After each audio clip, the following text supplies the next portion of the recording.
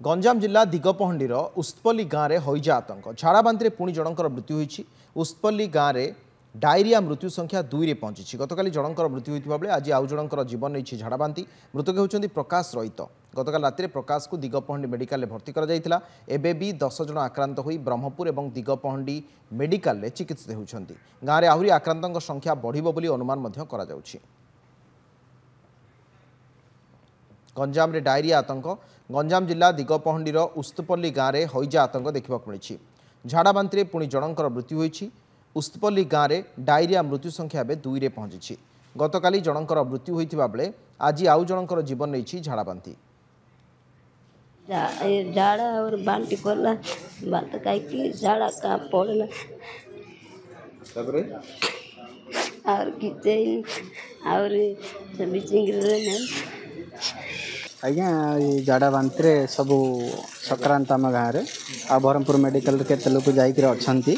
बा ये गोटे पछरे जो पेसेंट जो रहा सेटा अन्य गाँव गोटे चाष काम को जाती तली पकड़ा को से सी भांति छाड़ी आउ पड़गले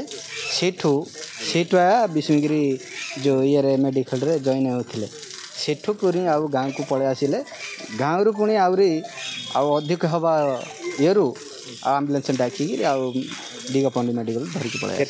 हाँ सर झाड़ाबांति पूर्व कौन होता कौन नहीं किंतु काली 6 तारिख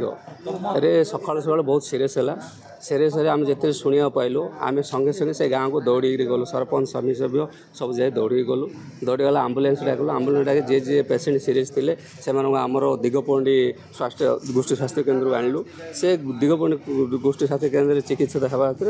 डॉक्टर से रेफर ब्रह्मपुर कले से ब्रह्मपुर में चिकित्सित होती। देखो डायरिया जो व्यापी यार कारण से तो किसी भोजी भात ना कि आमिषासी लोक नुह जेहेतु आम अनुमान कलु जे पानी की कौन होमें सब विभाग जनइलु आमर विधायक सार को जनला से टीम पठाई आमर मेडिकल टीम को एवं आमर वाटर सप्लाई टीम को पठाई से सब इनक्वारी कले सेटार जांच रिपोर्ट कौन होते ये जना पड़ो।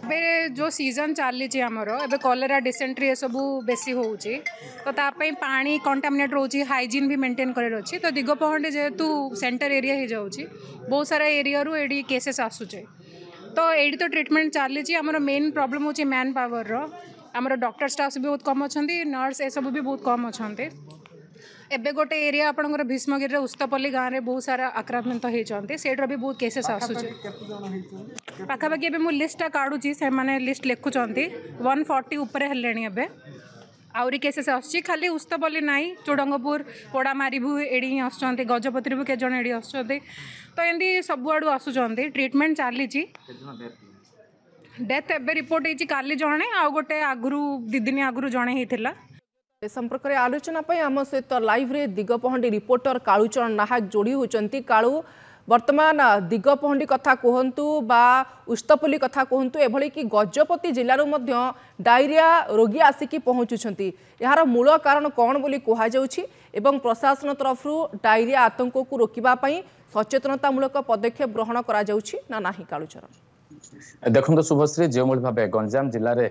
जो भाव झाड़ाबांति आक्रांत दिन को दिन बढ़िबार लगी जदि देखा गंजाम जिलार जो दिगपहंडी ब्लॉक रही दिगपहंडी ब्लॉक सहदेव टिकरपड़ा पंचायत जो गाँ रही से गाँव में झाड़ाबांति आक्रांत दिन को दिन बढ़ुची एवं से गाँव अन्य गाँव को डेमार लगी जब देखा मेडिकल इंचार्ज प्रतिक्रिया जहाँ शुणुते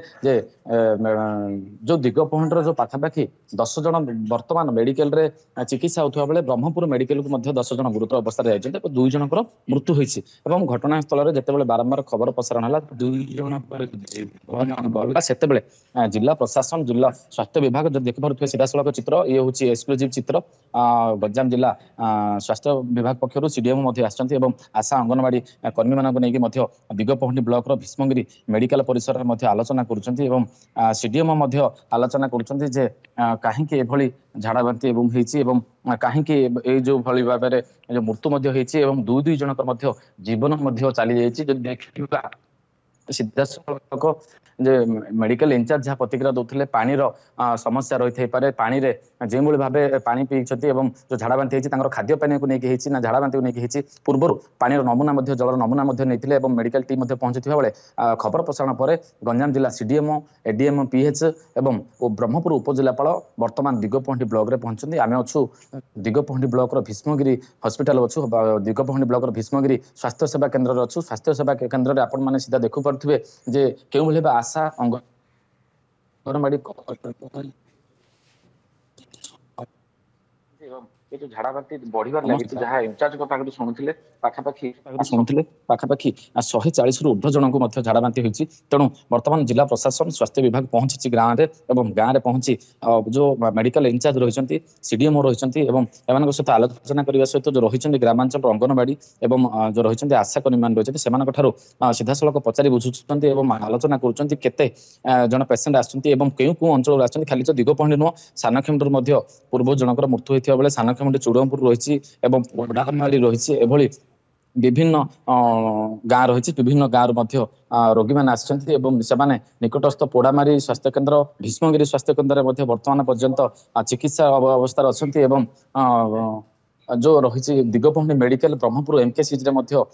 चिकित्सा होती तेणु आलोचना करने सीधा जिला कार्यालय जिलापाल निर्देशक में पहुंची सीडीएमओ पहुंचती मेडिकल इंचार्ज पहुंचती सीधा सड़क भाव आलोचना करुँच अंगनवाड़ी एवं जो आशाकर्मी रही कहीं भाव झाड़ा व्यापी कौन कारण रही पारे यह हईजा ना कलेरा ना डायरिया कौ कारण दुई दुई जन निरीह जीवन चली जाइए तबे दिगपहंडी ब्लॉक दुई जन जीवन चली जाता बेले सानखेमुंडर पूर्व जन जीवन जाइए सूचना रही देखा पाखापाखि मेडिकल इंचार्ज को कहवा मुताबक 140 रु ऊर्ध्व वर्तमान सुधा 140 रु ऊर्ध्व लोक चिकित्सा निमंते विभिन्न हॉस्पिटल जो रही गंजाम जिलार दिगपहंडी स्वास्थ्य केन्द्र कथा कहतु बमकेई स्वास्थ्य केन्द्र कथा कहतु भीष्मगिरी आम जो अच्छु भीष्मगिरी स्वास्थ्य केन्द्र कथा कहतु कि सानखेमुंडर पोडामारी स्वास्थ्य केन्द्र कथा कहतु आड़ापड़ा स्वास्थ्य केन्द्र कथा 140 रु ऊर्ध्व आक्रांत विभिन्न मेडिकल रे भर्ती होइचंती चिकित्सा जारी रही किंतु जेहेतु डायरिया रे 3 जनकर मुंड जाई सारी अत्यंत उद्वेग विषय यहाँ सीडीएमओ जो माने मेडिकल रे इंचार्ज अच्छा स्टाफ अच्छा सहित अंगनवाड़ी कर्मी आशा कर्मी को नहीं आलोचना करुछंती।